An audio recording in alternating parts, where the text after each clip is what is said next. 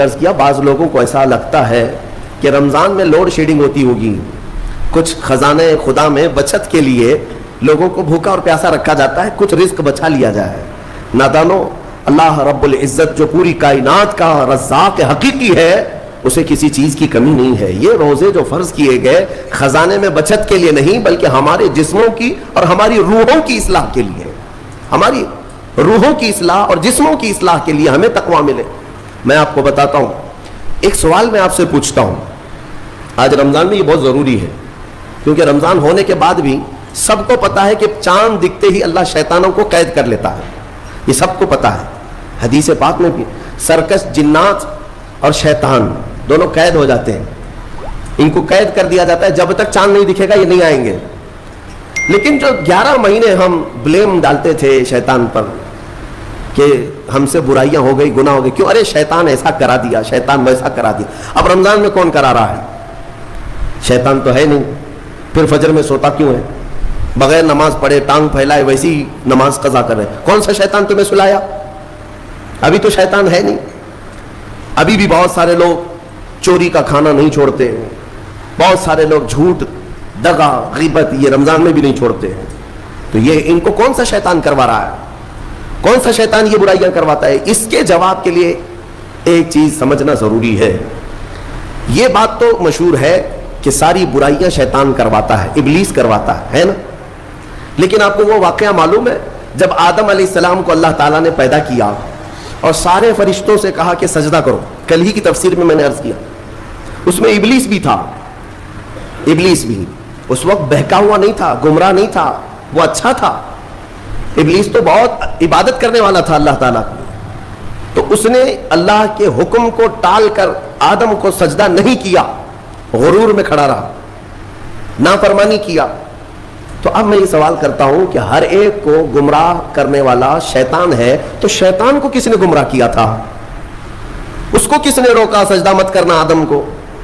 کوئی ہے بہکانے والا؟ ارے وہ تو پہلا ابلیس ہے، اس سے پہلے تو کوئی ابلیس تھا ہی نہیں، اس سے پہلے تو کوئی شیطان تھا ہی نہیں۔ شیطان کو کس نے روکا کہ تو بڑا ہے، تو بلند ذات والا ہے، آدم مٹی سے بنا ہے؟ یہ خیال کس نے ڈالا؟ کون سا شیطان تھا اس سے پہلے؟ یہی بات سمجھنے کی ہے۔ مفسرین نے فرمایا ابلیس کو جس چیز نے سجدہ کرنے سے روکا وہ نفس امارہ ہے، وہ نفس ہے جو آج بھی تمہارے ساتھ ہے۔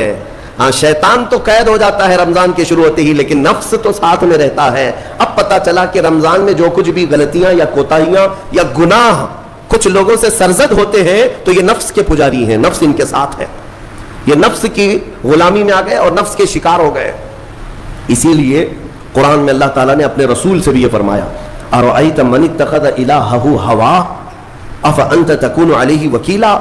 اے رسول، کیا آپ نہیں دیکھتے کچھ لوگ ایسے ہیں جنہوں نے اپنے نفسانی خواہشات کو اپنا خدا بنا لیا ہے، اپنی خواہشات کو اپنا خدا بنا لیا ہے۔ اے رسول، کیا آپ ایسوں کی سفارش کریں گے، ایسے لوگوں کی وکالت کریں گے؟ یعنی رب تبارک و تعالیٰ نے فرمایا کچھ لوگ وہ ہیں جو اپنی خواہشات کی پوجا میں ہیں۔ کیا مطلب خواہشات کی پوجا؟ کیا مطلب ہے اپنے خواہشات کے پیچھے چلنا؟ مطلب یہی ہے کہ جو دل میں آیا اس بندے نے یہ سوچ لیا اسے کرنا ہی ہے مجھے، یہ خواہشات کے پیچھے چل رہا ہے۔ ہاں، تمہیں آرام کی فکر ہوئی، تم نے خدا کے فرمان کو ٹال دیا لیکن اپنی نفس کی سن لیا۔ اللہ تبارک و تعالیٰ کا حکم کچھ اور ہے لیکن تمہاری طبیعت کچھ اور چاہ رہی ہے۔ رب تبارک و تعالیٰ کا حکم تھا صبح صبح تمہیں اپنے گھر بلا رہا تھا لیکن تم نے اس کی نہیں سنی، اپنے من کی سنی، اپنے نفس کی۔ تو یہی تو ہوا نفس کی پوجا، یہی ہے نفس کی عبادت، نفس کی پرستش، جس کو قرآن میں کہا گیا ہے کہ کچھ لوگ ایسے ہیں جنہوں نے اپنی خواہشات کو خدا بنا لیا۔ یہ نفس امارہ جس کے بھی اوپر حاوی ہو جاتا ہے، اچھے اچھوں کو یہ ان کا تقوی بھسم کر دیتا ہے، ایمان سے بھی دور کر جاتا ہے۔ اس لیے میرے عزیزوں، میں جو عرض کرنے جا رہا ہوں وہ یہ ہے کہ ہمارے لیے زندگی میں سب سے بڑا چیلنج اپنے نفس امارہ سے لڑنا۔ آپ کو پتا ہے رسول پاک صلی اللہ تعالیٰ علیہ وسلم ایک جہاد سے جب واپس مدینے تشریف لا رہے تھے، وہ جہاد بہت سخت تھا، صحابہ زخمی تھے، بہت گھماسان کی لڑائی ہوئی تھی، لیکن جب واپس مدینے آ رہے تھے تو میرے آقا نے ایک جملہ فرمایا تھا، رجعنا من الجہاد الاصغر الى الجہاد الاکبر۔ اے میرے صحابہ، ہم چھوٹے جہاد سے بڑے جہاد کی طرف جا رہے ہیں۔ صحابہ نے پوچھا اس سے بڑا جہاد اب کون سا ہے یا رسول اللہ؟ میرے آقا صلی اللہ علیہ وسلم فرماتے ہیں اے میرے صحابہ اپنے نفس سے لڑنا، اب یہ بڑا جہاد ہے، نفس سے لڑنا بڑا جہاد ہے میرے عزیزوں. یہ خواہشات کو ہی ختم کرنا ہو، اس نفس کو اگر کنٹرول میں لانا ہو تو کیا کرو؟ نفس امارہ سب کے پاس ہے. قرآن میں مولا فرماتا ہے وما ابرئ نفسی ان النفس لامارۃ بالسوء الا ما رحم ربی. کوئی اپنے نفس سے بچ نہیں پائے گا سوائے وہ شخص جس پر میرا رب رحم فرمائے. اللہ کا رحم جس پر ہو گیا وہ اپنے نفس سے بچ جائے گا. میں آپ کو ایک دعا بتاتا ہوں. حضور پاک صلی اللہ علیہ وسلم اگر دعا کرتے تھے تو اس سے آپ کو اندازہ ہو جائے گا کہ یہ کتنی امپورٹنٹ چیز میں آپ کے سامنے کہہ جا رہا ہوں. کون سی؟ حضور جب دعا کرتے تھے تو یوں کہتے تھے اللہ کی بارگاہ میں اللہم لا تکلنی الی نفسی طرفۃ عین. اے اللہ تو مجھے میرے نفس کے حوالے ایک منٹ کے لیے بھی مت دینا، تو اپنی حفاظت میں رکھ. حضور جب یہ دعا کرتے تھے کہ مجھے میرے نفس کے حوالے ایک منٹ کے لیے، طرفۃ عین کہتے ہیں پلک جھپکنے کے برابر، اتنے ٹائم کے لیے بھی اے اللہ تو مجھے میرے نفس کے حوالے مت کرنا، تو اپنی حفاظت میں رکھ. سید الانبیاء جب یہ دعا کرتے ہیں تو اندازہ کرو اے مومنو نفس کی تباہ کاریاں کیا کیا ہیں. یہ کتنوں کو ہلاک کر دیتا ہے، کتنوں کا عمل ضائع کرتا ہے، کتنوں کا ایمان ختم کرتا ہے. اب میں جو بات کہہ رہا ہوں وہ یہ توجہ سے سنو. یہ نفس امارہ جس نے شیطان کو بھی گمراہ کیا، شیطان کو بھی بہکا دیا، یہ نفس آدم کو سجدہ نہ کرنے کا جو غرور پیدا کیا یہی نفس امارہ تھا. اس نفس امارہ کو اگر کوئی کنٹرول کرا سکتا ہے تو وہ ماہ رمضان المبارک. بس یہی ہے رمضان کی فضیلت. رمضان المبارک اس لیے تمہیں دیا گیا کہ بڑی بڑی طاقتیں تمہارے نفس کو قابو میں نہیں کر پائیں گی، لیکن رمضان کے روزے تمہیں کنٹرول میں لے آئیں گے، کنٹرول میں لائیں گے. اب سمجھ میں آیا کہ روزے کیوں رکھائے جا رہے ہیں؟ ارے گرمیوں کی شدت ہے، ادھر حلق سوکھا جا رہا ہے، پیٹ پیٹ سے لگ جاتا ہے. ان لوگوں کو پوچھو روزہ کیسا ہوتا ہے جو مزدوری کرتے ہیں، ان لوگوں سے پوچھو جو دن بھر کام کاج کرتے ہیں. میرے عزیزوں روزے رکھنے کے بعد کیا رب تبارک و تعالیٰ کسی کو اس کی طاقت سے زیادہ تکلیف دینا چاہتا ہے؟ نہیں میرے عزیزوں، وہ رحمان ہے. اس نے جب تمہیں ماں کے پیٹ میں 9 مہینے رزق دیا تو کیا کائنات میں نہیں دے گا؟ تمہیں ماں کے پیٹ میں بھی رزق دیتا رہا. تم جب دنیا میں آئے تمہارے ماں کے سینے میں خون سے دودھ کس نے بنایا؟ تمہارے رزق کا انتظام کرنے والا وہ خدا. اگر تمہیں حکم دیتا ہے کہ صبح سے لے کر شام تک بھوکے رہو تو یہ اس کا ظلم نہیں بلکہ یہ عین کرم ہے. اللہ تبارک و تعالیٰ کا رحم ہے تم پر کہ وہ مولا ہماری اصلاح چاہتا ہے کہ ہمارے اندر تقویٰ آ جائے جسم میں بھی اور روح میں بھی. اب ایک اور بات میں آپ کو بتا دوں. میں نے ایک بات پڑھی تھی نفس کے متعلق، یہ نفس امارہ. اسی لیے امام غزالی رحمۃ اللہ تعالیٰ علیہ نے فرمایا اللہ کی جو مخلوق ہے وہ 3 طرح کی ہے. ایک فرشتے، دوسرے انسان، تیسرے جانور. یہ 3 الگ الگ قسم کی مخلوق ہیں کیونکہ اللہ تعالیٰ نے تینوں کو جو چیزیں دی ہیں ان میں فرق ہے. فرشتوں کو اللہ نے عقل دیا ہے، نفس نہیں ہے. نفس، شہوت، برائی کرنے کی خواہش فرشتوں کے اندر ہے ہی نہیں، وہ سوچ بھی نہیں سکتے برائی کرنے کا. فرشتوں کو اللہ نے عقل دیا ہے اور عقل عزت والی چیز ہے. اور جانوروں کو اللہ نے نفس دیا ہے، عقل نہیں. عقل والے نہیں ہیں جانور، عقل والے نہیں، لیکن نفس ہے، شہوت ہے. شہوت بھی ہے، نفس بھی. لیکن انسان ایک ایسی مخلوق ہے جسے اللہ نے عقل بھی دیا ہے، نفس بھی دیا ہے. مطلب یہ ہے کہ تمہیں اللہ نے ایک چیز فرشتوں والی دی ہے، ایک چیز جانوروں والی بھی دی ہے. دونوں تمہارے اندر ہے، عقل بھی ہے، نفس بھی ہے. لیکن امام غزالی فرماتے ہیں توجہ، جو بندہ نفس ہونے کے باوجود گناہوں سے اپنے آپ کو بچا لیا وہ بندہ فرشتوں سے بھی افضل ہے. کیوں؟ فرشتے اس لیے بچے ہوئے ہیں کہ ان کے پاس نفس ہے ہی نہیں، اور تم بچ رہے ہو تو کمال کی بات ہے. نفس ہوتے ہوئے بھی گناہ سے بچ گیا تو اس انسان کا مقام فرشتوں سے بھی اعلیٰ ہے. لیکن ساتھ ہی امام غزالی یہ بھی فرماتے ہیں عقل ہونے کے باوجود اگر گناہوں سے نہیں بچتا تو پھر وہ جانوروں سے زیادہ ذلیل ہے، کتے اور خنزیر سے بھی گیا گزرا ہے. کیونکہ جانور تو بیچارہ معذور ہے، اسے عقل نہیں ہے، نفس ہے. تمہارے پاس عقل ہے، اس کے باوجود حرام کاریاں کر رہے ہو تو جانوروں سے زیادہ گر گئے. فیصلہ تمہارے ہاتھ میں ہے کہ تم کون سی زندگی گزارنا چاہتے ہو. کون سی؟ کہ تم نفس کے پجاری بن جاؤ یا عقل کا صحیح استعمال کر کے فرشتوں والی صفات پر عمل کرو. عزیزان گرامی وقار، نفس اور عقل یہ جو 2 چیزیں ہیں ان کو میں آپ کے سامنے تھوڑا سا کھول کر کے عرض کرتا ہوں. عقل جو ہے عزت والی چیز ہے، جسے بھی دی گئی ہے وہ عزت والا ہے. کیوں عزت والی ہے یہ عقل؟ पूरी दुनिया में अकल का ही तो कमाल है, जिसके पास अकल है वो बादशाह है, जिसके पास अकल है वो लोगों को हाँकता है, पूरी दुनिया को इधर से उधर कर सकता है। अकल और नफ्स जो है, नफ्स बुराइयों की तरफ बुलाने वाला, अय्याशी की दावत देने वाला, मौज मस्ती कराने वाला और अपने आप को तबाह करवाने वाला। अच्छे भले नौजवान 25 साल की कड़ेल जवानी है, कौन है जो इन्हें नशे के अड्डे पर ले जाता है?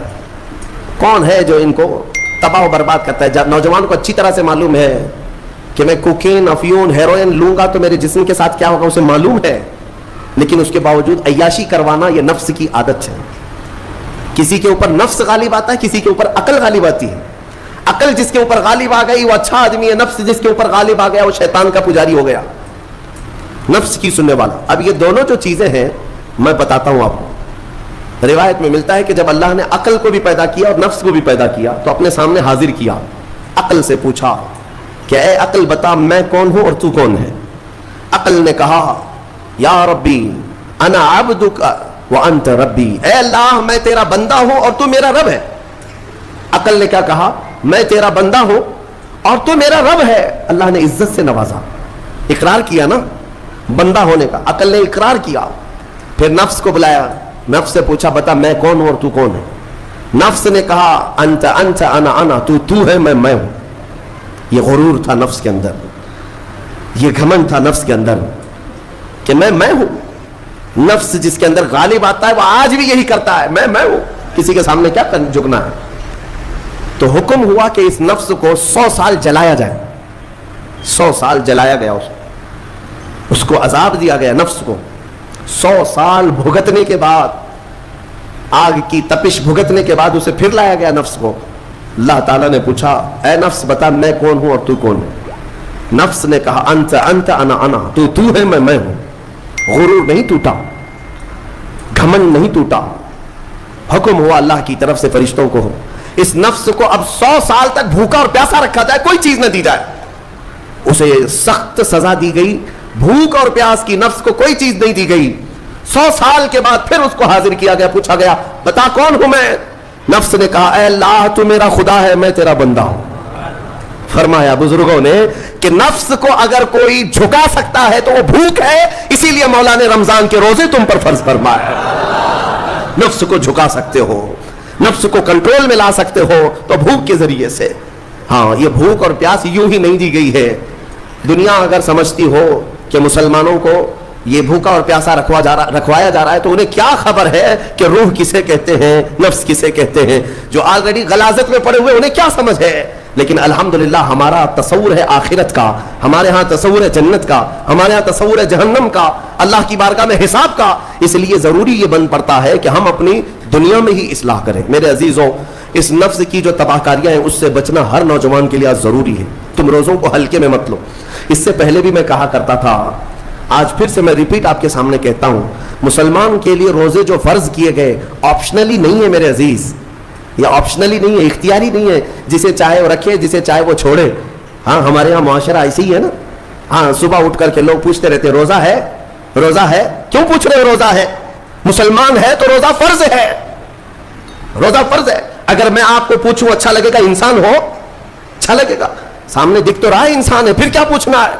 मुसलमान के लिए रोजा ऐसा जरूरी है जैसे उसके लिए इंसान होना जरूरी है।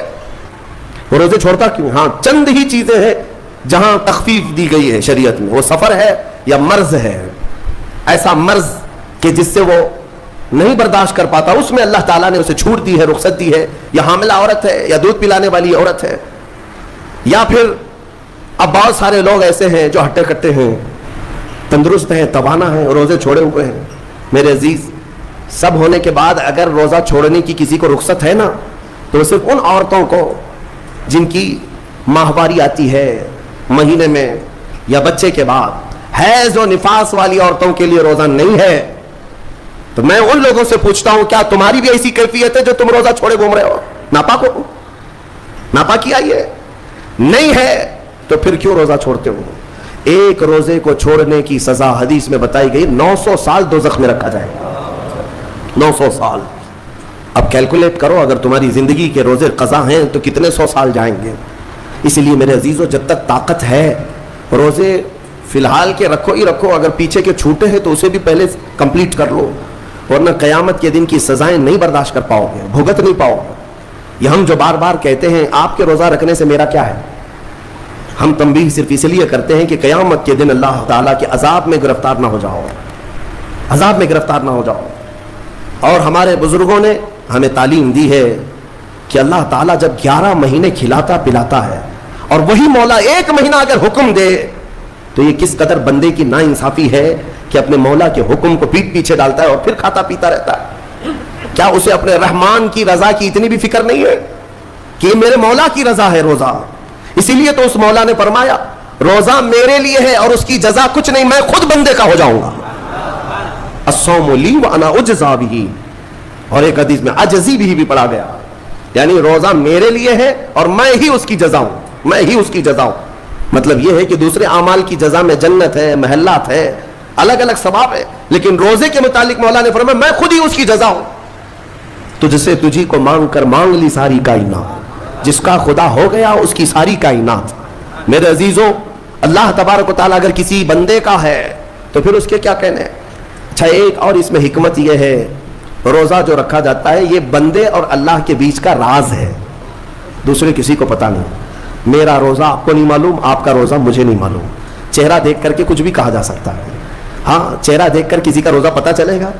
آپ کل سحری کر کے نیت کر کے روزے سے آئے ہیں, کسی کی پیشانی پہ تو لکھا نہیں ہے کہ یہ روزے دار ہے. آپ نے کہا, آپ نے مان لیا, لیکن حقیقت کیا ہے یہ تم جانو کہ اللہ ہی جانے. بہت سارے تمہارے پاس موقع ایسے آتے ہیں جب ایک ایک گھونٹ نگل سکتے ہو, وضو کے بیچ میں, غسل کے بیچ میں, جب کوئی نہ دیکھ رہا ہو تب چٹکیاں لے کر اندر ڈال سکتے ہو, کوئی نہ دیکھ رہا ہو. لیکن بندے اور مولا کے درمیان کا ایک راز ہے روزہ. اسی وجہ سے ایک حدیث میں ملتا ہے قیامت کے دن جب ایمان والوں کو جمع کیا جائے گا اور جن کی بخشش ہو جائے گی تو ان میں ایک جماعت ایسی ہوگی جو جنت کی طرف اڑتے ہوئے جا رہے ہوں گے اور جنت میں پہنچ جائیں گے, کسی کو نظر نہیں آئیں گے, بہت تیزی سے وہ جنت پہنچ چکے ہوں گے. باب الریان ایک دروازہ ہے جو صرف روزے داروں کے لیے, جن کے روزے اللہ کی بارگاہ میں پسند آ گئے, وہ دروازہ صرف ان کے لیے, وہاں پہنچ چکے ہوں گے. بہت سارے اہل اللہ, بڑے بڑے مقامات والے وہاں موجود ہوں گے. پوچھیں گے تم کہاں سے آئے, کون سے راستے سے آئے؟ نہ وہاں نظر آئے نہ راستے میں نظر آئے, یہاں کیسے پہنچے؟ تو کہیں گے کہ اللہ تبارک و تعالیٰ نے ہمیں روزوں کی وجہ سے یہ مقام دیا. رب تعالیٰ کی طرف سے ارشاد ہوتا ہے کہ ان بندوں نے دنیا میں جو روزہ رکھا تھا وہ سب سے چھپا ہوا تھا, کسی کو پتا نہیں تھا روزہ ہے یا نہیں, اس لیے جب میں نے ان کے روزے قبول کیے تو سب سے چھپا کر انہیں جنت کی طرف بھیج دیا. وہاں پر بھی یہ جزا دی گئی. میرے عزیزوں, فضیلتیں بہت ساری ہیں, سب کو پتا ہے, لیکن میں جو کہہ رہا ہوں وہ یہ ہے کہ اگر اپنے نفس کو کنٹرول میں لانا ہو تو یہ روزے شرط ہیں. ایک صحابی حضور کی بارگاہ میں آئے, جوان تھے, کہا کہ یا رسول اللہ صلی اللہ علیہ وسلم, جوان ہو چکا ہوں, شادی کی عمر ہے, لیکن شادی کرنے کی طاقت نہیں, مال نہیں, اسباب نہیں, کیا کروں؟ شادی نہ کریں تو گناہوں کی طرف چلے جائیں, خواہشات ہیں انسان کی. تو جانتے ہیں میرے آقا صلی اللہ تعالیٰ علیہ وسلم نے کیا فرمایا کہ اگر استطاعت ہے تو شادی کر لے ورنہ روزہ رکھ لے. شادی کے بدل ڈائریکٹ کون سی چیز؟ روزہ. فرمایا اس لیے کہ روزہ تمہاری شہوت کو ختم کرتا ہے, تمہارے اندر صبر قائم کرتا ہے. عزیزان گرامی, حدیث پاک کا یہ مفہوم میں آپ کے سامنے رکھ رہا ہوں. تربیت میں میرے آقا نے ان نوجوانوں سے کہا جن کی شہوت غالب ہے, جو گناہوں کی طرف زیادہ جا سکتے ہیں, ان کے لیے فرمایا گیا وہ روزہ رکھیں, کنٹرول میں رہیں گے. صرف رمضان کا ہی نہیں, سال میں اور بھی دنوں میں روزہ رکھو تاکہ تمہارا نفس قابو میں رہے, کنٹرول میں رہے. میں چند مہینے پہلے کچھ نوجوانوں کی کثرت کو دیکھ رہا تھا جو اپنے جسم کو شیڈول بنانے کے لیے, مینٹین کرنے کے لیے ڈائٹ پلان تیار کر رہے تھے. تو اس میں ایک بہت ہی بڑے ڈاکٹر ہیں جنہوں نے ڈائٹ پلان دیا, تو اس میں انہوں نے مینشن کیا کہ ہفتے میں 1 دن بھوکا رہنا چاہیے, صبح سے شام تک. وہ نان مسلم ہے.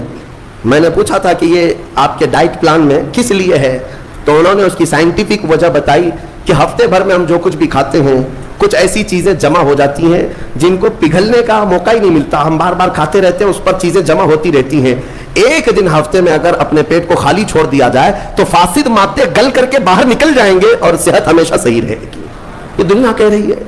میرا مولا بغیر حکمت کے کوئی چیز تم پر فرض نہیں فرماتا.